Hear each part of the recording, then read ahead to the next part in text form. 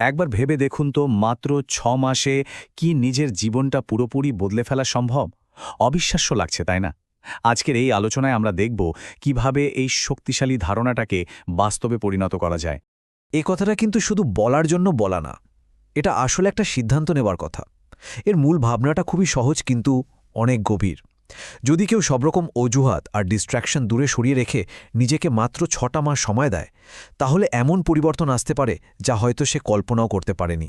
৬ মাস শুনলে মনে হয় অনেক সময়, তাই না? কিন্তু যদি এটাকে একটু অন্যভাবে দেখি, মানে ১৮০ দিন, হঠাৎ করেই সময়টা অনেক বেশি বাস্তব আর নাগালের মধ্যে মনে হচ্ছে, তাই না? এর প্রত্যেকটা দিনই কিন্তু সেই কাঙ্ক্ষিত বদলের দিকে এগিয়ে যাওয়ার একটা নতুন সুযোগ। তো এই যাত্রাটা শুরু হবে কোত্থেকে? সবকিছু শুরু হয় নিজের সাথে একদম সৎ হওয়ার একটা মুহূর্ত থেকে। নতুন কিছু গড়ার আগে আমাদের পরিষ্কারভাবে দেখতে হবে ঠিক কোন জিনিসটা আমাদের পেছনে টেনে ধরছে। এটাই হলো সবচেয়ে জরুরি প্রশ্ন। আমরা তো সেই সমস্যার সমাধান করতে পারি না যেটাকে আমরা স্বীকারই করি না। তাই নিজেকে সৎভাবে জিজ্ঞেস করার সময় এসে গেছে, কোন অভ্যাস, কোন চিন্তা বা কোন মানুষ আসলে জীবনের গতিটাকে থামিয়ে দিয়েছে। এই লিস্টটা একবার দেখুন তো, এর মধ্যে কোনোটা কি খুব পরিচিত লাগছে? এগুলো হলো সবচেয়ে সাধারণ কিছু অগ্রগতি নাশক, মানে কাজ ফেলে রাখা, আরাম আর মনোযোগ সরিয়ে দেওয়ার মতো জিনিসের প্রতি আসক্তি, নেতিবাচক চিন্তা, এমনকি এমন কিছু মানুষও যারা আমাদের উন্নতিতে পাশে থাকে না। এগুলোর ক্ষমতা ভাঙার প্রথম ধাপ হল একটা সৎ তালিকা তৈরি করা। আর আসল খেলাটা কিন্তু এখানেই। পরিবর্তন কোনো সুন্দর প্ল্যান দিয়ে শুরু হয় না। এটা শুরু হয় একটা সহজ কিন্তু খুব দৃঢ় সিদ্ধান্ত দিয়ে, আমি আর এটা হতে দেব না। এই শক্ত প্রতিজ্ঞার মুহূর্তটাই কিন্তু বাকি সবকিছুকে চালিয়ে নিয়ে যায়। আচ্ছা, সমস্যাগুলো তো চিহ্নিত হলো। এবার আসছে সবচেয়ে রোমাঞ্চকর অংশটা, পুনর্গঠন। আমরা এখন শুধু ভাবনা থেকে কাজের দিকে মন দেব, কারণ দিন শেষে আমাদের প্রতিদিনের অভ্যাসগুলোই ঠিক করে দেয় আমরা কি হয়ে উঠব। চলুন একটা খুব পাওয়ারফুল আইডিয়া নিয়ে কথা বলি, আত্মত্যাগ। এটা ঠিক তখনই ঘটে যখন আমরা জেনে বুঝে বা না জেনে বারবার এমন অভ্যাস বেছে নিই যা আমাদের নিজেদের সম্পর্কেই খারাপ ধারণা তৈরি করে। প্রত্যেকটা ছোট ভুল সিদ্ধান্ত যা আমাদের দুর্বল করে, তা আসলে নিজেরই একটা অংশকে ছেড়ে দেওয়ার মতো। তো বাস্তবে এই পুনর্গঠনটা দেখতে কেমন? প্রসেসটা কিন্তু খুবই সহজ, যদিও সবসময় সোজা নয়। ধরুন একটা খারাপ অভ্যাস চিহ্নিত করা হলো, যেমন কোনো কারণ ছাড়াই ফোন স্ক্রল করা। এবার এটাকে একটা ভালো কাজ দিয়ে বদলে দিন, যেমন 10 মিনিট বই পড়া। প্রতিদিন এটা করতে থাকুন আর দেখবেন সময়ের সাথে সাথে এই নতুন কাজটাই আপনার পরিচয়ের একটা অংশ হয়ে উঠবে।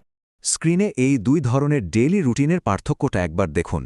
একটা হলো স্থিরতার রুটিন, যেটা শুরুই হয় মনোযোগ নষ্ট করা কোনো কিছু দিয়ে এবং শুধু দিনের ঘটনার প্রতিক্রিয়ায় চলে।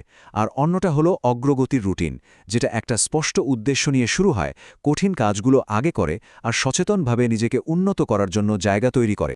দারুণ সব অভ্যাস গড়ে তোলা তো খুবই জরুরি, কিন্তু এটা তো গল্পের মাত্র অর্ধেক। এই পরিবর্তনগুলোকে যদি স্থায়ী করতে হয়, তাহলে আমাদের ভেতরের জগৎ, মানে আমাদের মানসিকতা নিয়েও কাজ করতে হবে। কারণ আমরা যেভাবে ভাবি সেটাই ঠিক করে দেয় আমরা কিভাবে কাজ করব। প্রত্যেক দিন আমরা একটা পছন্দের মুখোমুখি হই, আরাম নাকি উন্নতি। আরামের পথটা আমাদের কাছে খুব পরিচিত আর নিরাপদ মনে হয়, কিন্তু তা আমাদের একই জায়গায় আটকে রাখে। অন্যদিকে উন্নতির জন্য একটু স্বল্পমেয়াদী অস্বস্তির প্রয়োজন হয়, কিন্তু এটাই আমাদের এমন এক শক্তিশালী মানুষে পরিণত করে যে আরও অনেক কিছু সামলাতে পারে। এখানেই খেলার নিয়মটা বদলে দিতে হবে।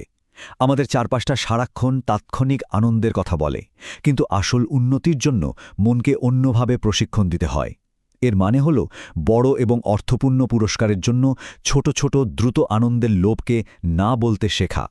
তাহলে নিজের ওপর বিশ্বাসটা কিভাবে তৈরি হয়? এটা কোনো রহস্যময় অনুভূতি নয়, এটা হলো প্রমাণের ফল। যতবার নিজের কাছে করা একটা ছোট্ট প্রতিশ্রুতিও রাখা হয়, ততবার একটা প্রমাণ তৈরি হয় যে নিজেকে বিশ্বাস করা যায়। আর যতবার সেই প্রতিশ্রুতি ভাঙা হয়, ততবার তার উল্টোটাই ঘটে। বিশ্বাস তৈরি হয় কাজের মাধ্যমে, শুধু ভাবনার মাধ্যমে নয়। এখন আমরা চূড়ান্ত এবং সবচেয়ে গুরুত্বপূর্ণ পর্যায়ে চলে এসেছি। যে পরিবর্তনগুলো অর্জিত হয়েছে সেগুলোকে রক্ষা করা। আর তা করতে হবে নিজের চারপাশের পরিবেশকে সাজিয়ে এবং জীবনের সম্পূর্ণ মালিকানা নিজের হাতে নিয়ে। আমাদের এনার্জি কিন্তু লিমিটেড, তাই সেই সম্পর্কগুলোকে চেনা জরুরি যা এই শক্তিকে নষ্ট করে দেয়। জীবনে কি এমন কেউ আছে যে আপনার ডিসিপ্লিন নিয়ে প্রশ্ন তোলে, বা আপনাকে সবসময় সহজ পথটাই বেছে নিতে বলে? যদি উত্তর হা হয়, তাহলে ভাবার সময় এসেছে যে সেই সম্পর্কটা উন্নতির জন্য সহায়ক কি না। একটা কঠিন সত্যি হল, আমাদের কাছের মানুষজন আমাদের যাত্রাপথে সরাসরি প্রভাব ফেলে। তারা হয় আমাদের এগিয়ে যাওয়ার শক্তি যোগায়, অথবা তারা আমাদের পেছনে টেনে ধরে এমন এক নোঙরের মতো কাজ করে। এর মাঝামাঝি খুব কমই কিছু থাকে। মালিকানা বা ওনারশিপের মানে কিন্তু নিজেকে দোষ দেওয়া না, বরং নিজের জীবনের স্টিয়ারিং হুইলটা আবার নিজের হাতে তুলে নেওয়া। এর মানে হলো এটা মেনে নেওয়া যে আমাদের জীবন আমাদের পছন্দেরই প্রতিফলন, কোনো অজুহাত বা দোষারোপ ছাড়াই। এই উক্তিটি পুরো বিষয়টিকে এক জায়গায় নিয়ে আসে। আমাদের ভবিষ্যৎ কোনো দলগত কাজ নয়, যেখানে আশা করা যায় অন্য কেউ দায়িত্বটা পালন করে দেবে। এটা সম্পূর্ণ আমাদের একার দায়িত্ব। এটিকে রূপ দেওয়ার ক্ষমতা শুধুমাত্র আমাদের হাতেই রয়েছে। শেষ পর্যন্ত পুরো আলোচনাটি এই একটা প্রশ্নে এসে দাঁড়ায়, এই মুহূর্তে এবং প্রতিটি মুহূর্তে আমরা কি আরামের সহজ পথটা বেছে নেব, যা আমাদের একই জায়গায় রেখে দেবে, নাকি আমরা উন্নতির চ্যালেঞ্জিং অস্বস্তিটা বেছে নেব, যা আমাদের সম্ভাবনার শিখরে পৌঁছে দেবে? আমাদের পরবর্তী পছন্দটি আমাদের ভবিষ্যৎ ঠিক করে দেবে।